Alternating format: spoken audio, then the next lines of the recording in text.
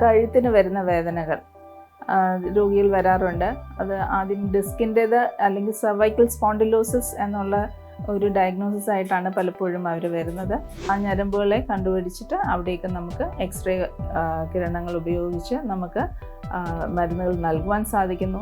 അതിൽ നിന്നുണ്ടാകുന്ന ദൂഷ്യഫലങ്ങൾ പലതും കാലക്രമേണ നമ്മൾ കണ്ടു തുടങ്ങിയതോടെ ഇന്ന് സ്റ്റിറോയിഡ് ഇഞ്ചെക്ഷൻസ് നമ്മൾ വളരെയധികം അത് ഡിസ്കറേജ് ചെയ്യുന്നു. എന്നത് കൊടുക്കരുത്, കഴിയുന്നതും നമ്മൾ അതിൽ നിന്ന് പിൻവാങ്ങണം. ടെന്നീസ് എൽബോ നമ്മുടെ സ്പോർട്സ് ആൾക്കാർക്ക് അല്ലെങ്കിൽ വീട്ടമ്മമാർക്ക് വരുന്ന സാധാരണമായ വേദനയാണ്. നമ്മുടെ കൈമുട്ടുകളുടെ വശങ്ങൾക്കുണ്ടാകുന്ന വേദന, തുണി പിഴിയാൻ പറ്റുന്നില്ല, അല്ലെങ്കിൽ നമ്മുടെ വീട്ടിലെ കാര്യങ്ങളൊക്കെ ചെയ്യാനായിട്ട് ബുദ്ധിമുട്ട് വരുന്ന ഒരു രോഗമാണ് ഇതൊക്കെ.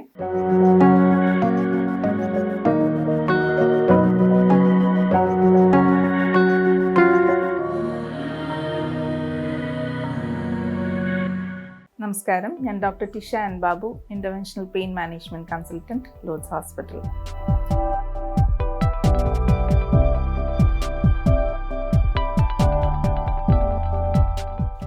പലപ്പോഴും അതുപോലെ കഴുത്തിന് വരുന്ന വേദനകൾ രോഗിയിൽ വരാറുണ്ട്. അത് ആദ്യം ഡിസ്കിൻ്റേത് അല്ലെങ്കിൽ സർവൈക്കൽ സ്പോണ്ടിലോസിസ് എന്നുള്ള ഒരു ഡയഗ്നോസിസ് ആയിട്ടാണ് പലപ്പോഴും അവർ വരുന്നത്. എന്നാൽ ഒരു 30% ആൾക്കാർക്ക് അത് ശരിയാണ്. സ്പോണ്ടിലോസിസ് അല്ലെങ്കിൽ ഡിസ്ക് പ്രസ് ചെയ്തിട്ട് ഞരമ്പുകൾക്ക് വരുന്ന വേദന കൈകളിലേക്ക് വരുന്നു. ഇത്തരം ബുദ്ധിമുട്ടുകൾ നമുക്ക് ട്രീറ്റ്മെൻറ്റ്, അതായത് ഇൻ്റർവെൻഷണൽ പെയിൻ മാനേജ്മെൻറ്റിൽ കൂടി നമുക്ക് ചെയ്യാൻ കഴിയും. അതായത് ആ ഞരമ്പുകളെ കണ്ടുപിടിച്ചിട്ട് അവിടേക്ക് നമുക്ക് എക്സ്റേ കിരണങ്ങൾ ഉപയോഗിച്ച് നമുക്ക് മരുന്നുകൾ നൽകുവാൻ സാധിക്കുന്നു. അതുകൂടെ തന്നെ നമുക്ക് എക്സസൈസുകൾ ചെയ്യാനായിട്ട് ആ രോഗിയെ നമുക്ക് ഹെൽപ്പ് ചെയ്യാൻ പറ്റുന്നു.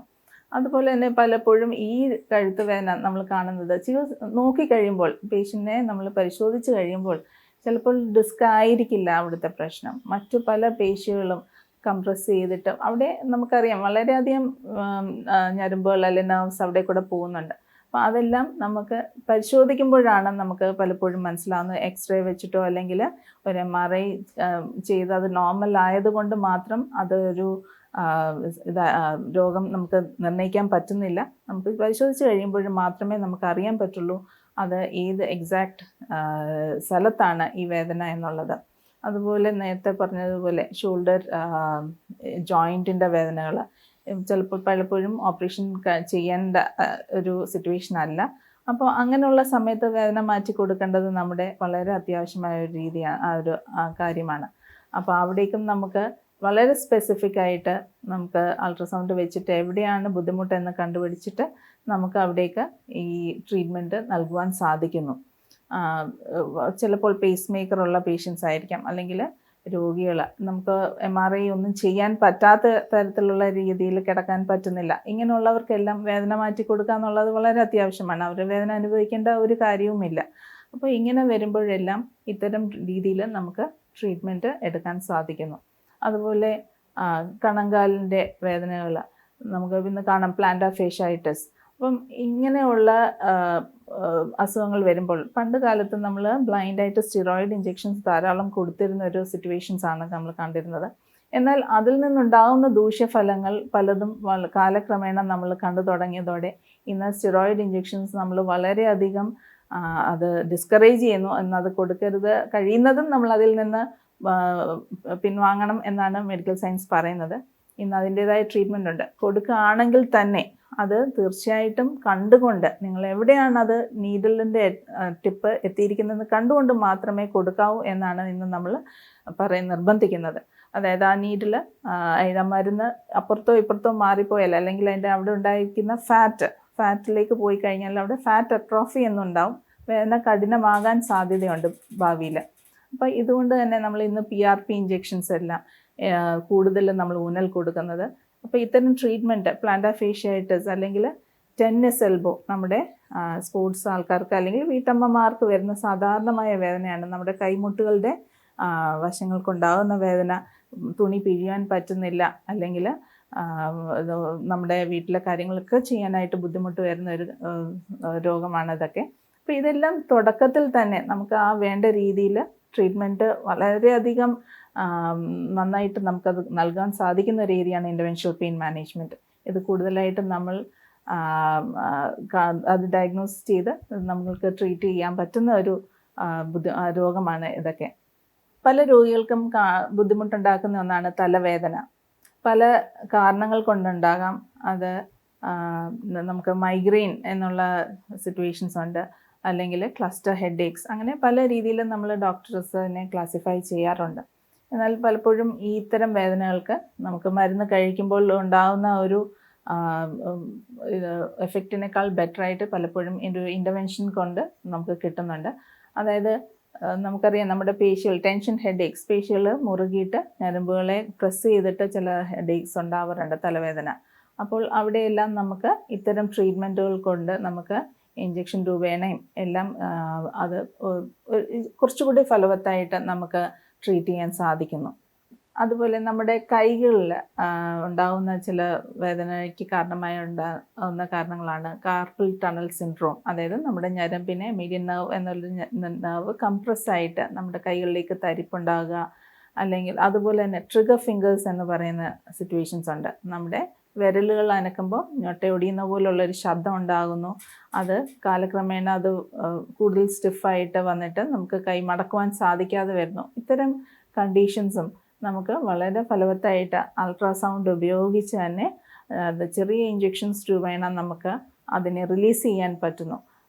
ഞരമ്പ് കംപ്രസ്സായിട്ടിരിക്കുന്നതിനെ നമുക്ക് റിലീസ് ചെയ്യാം. അപ്പോൾ സർജറി കൊണ്ട് അത് ചെയ്യാറുണ്ട്. ആ ഒരു സിറ്റുവേഷനിലേക്ക് വരുന്നതിന് മുമ്പേ നമുക്ക് ഇത്തരം ഇൻ്റർവെൻഷൻസ് കൊണ്ടും ഇത് വളരെ ഫലവത്തായിട്ട് നമുക്ക് ചികിത്സിക്കാൻ സാധിക്കുന്നു.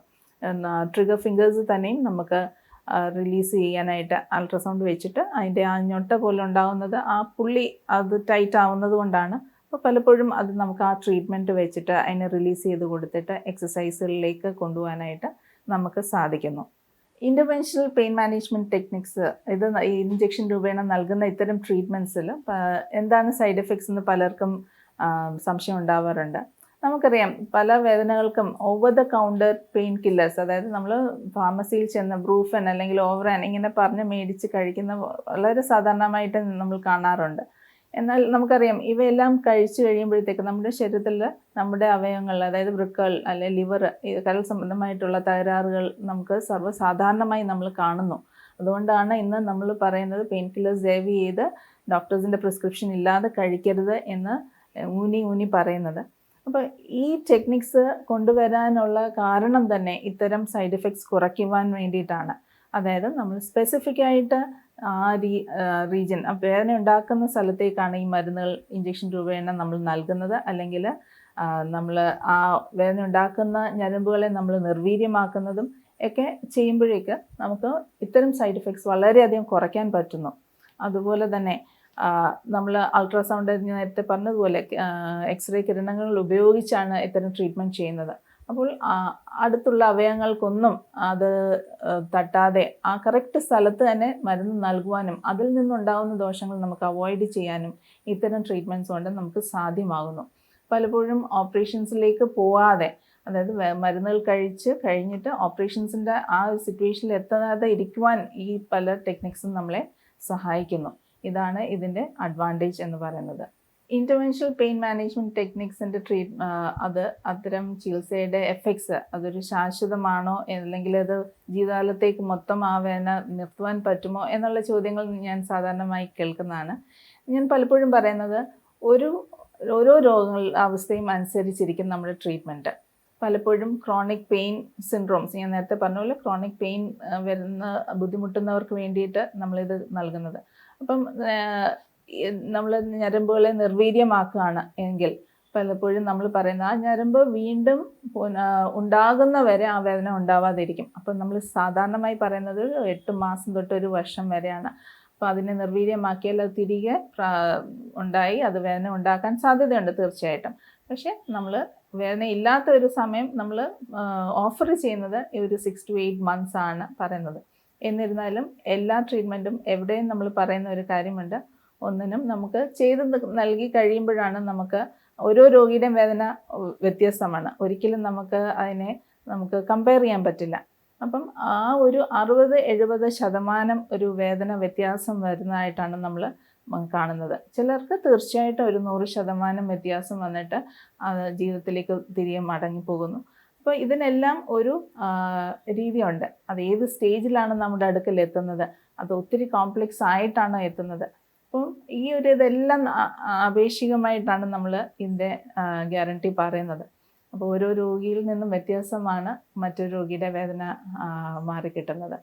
അതുപോലെ തന്നെ മരുന്നുകൾ നൽകുന്നത് ചിലപ്പോൾ നമുക്ക് ആ ഒരു ഫേസ് ടൈഡ് ഓവർ ചെയ്യാൻ നമുക്ക് സഹായിക്കും. അതായത് ഫിസിയോതെറാപ്പി സമയത്ത് നേരത്തെ പറഞ്ഞ പോലെ അത് കഴിഞ്ഞ് പേശികൾക്ക് ബലം വന്നു കഴിയുമ്പോൾ പിന്നെ ഒരിക്കലും ആ വേദനയിലേക്ക് തിരിച്ചു പോകുന്നില്ല. അപ്പം അങ്ങനെ ഒരു സിറ്റുവേഷനിലും ഇത്തരം ചികിത്സകൾ നമുക്ക് വളരെ ഫലവത്തായിട്ട് കാണാറുണ്ട്. പിന്നെ പെർമനൻ്റ് ആയിട്ട് നമുക്ക് കരിയിച്ച് കളയുന്ന ഞരമ്പുകളെ കരിയിച്ച് കളയുന്ന സിറ്റുവേഷൻസ് ഉണ്ട്. അപ്പം അത് നമ്മൾ പറയും അത് ഏത് ശരീരത്തിൽ ഏത് ഞരമ്പ് എന്നുള്ളതനുസരിച്ചിരിക്കും. അപ്പോൾ അതിനുണ്ടാവുന്ന സൈഡ് എഫക്ട്സ് എന്താണെന്ന് നമ്മൾ കൃത്യമായിട്ട് പറയും. ചിലപ്പോൾ ഈ മസിലിൻ്റെ പ്രവർത്തനം കുറച്ച് നേരത്തിൽ നിന്ന് കുറയാൻ ചാൻസ് ഉണ്ട്. അത് ഡിപ്പെൻസ്. അത് എല്ലാത്തിനും ഒരുപോലെ ആയിരിക്കണമെന്നില്ല.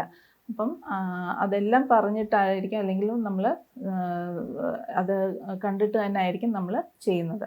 ഇത്തരം interventional pain management techniques usually ഒരു സാധാരണമായിട്ട് OP പ്രൊസീജിയേഴ്സ് ആയിട്ട് തന്നെ നമുക്ക് ചെയ്തു വിടാൻ പറ്റും. അതായത് രോഗി വന്ന് നമുക്ക് കണ്ടു കഴിഞ്ഞിട്ട് അതിൻ്റേതായ ചികിത്സ നൽകി നമുക്ക് വൈകുന്നേരത്തിനുള്ളിൽ തിരിച്ചു വിടാൻ പറ്റുന്ന സിറ്റുവേഷൻസ് ഉണ്ട്.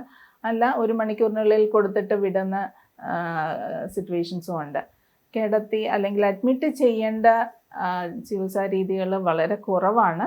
എന്നിരുന്നാലും ചിലപ്പോൾ തീവ്രമായ രീതിയിൽ നടുവേദനയൊക്കെ സിവിയറായിട്ട് വന്ന അല്ലെങ്കിൽ ദൂരെ യാത്ര ചെയ്ത് വരുന്നവരൊക്കെ ആണെങ്കിൽ നമ്മൾ തീർച്ചയായിട്ടും അവർക്ക് ഓഫർ ചെയ്യുന്നത് കിടന്ന് ട്രീറ്റ്മെൻറ്റ് എടുത്തിട്ട് പോകാനായിട്ടാണ്.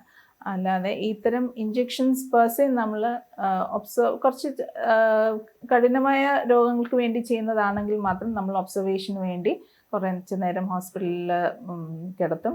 അല്ലാതെ ഒട്ടുമിക്ക പ്രൊസീജിയേഴ്സും നമുക്ക് OP ആയിട്ട് ചെയ്ത് വിടാൻ സാധിക്കുന്നതാണ്. Meditales. Do like, share and subscribe to Meditales. Follow us on Facebook, Instagram, WhatsApp, Threads and X.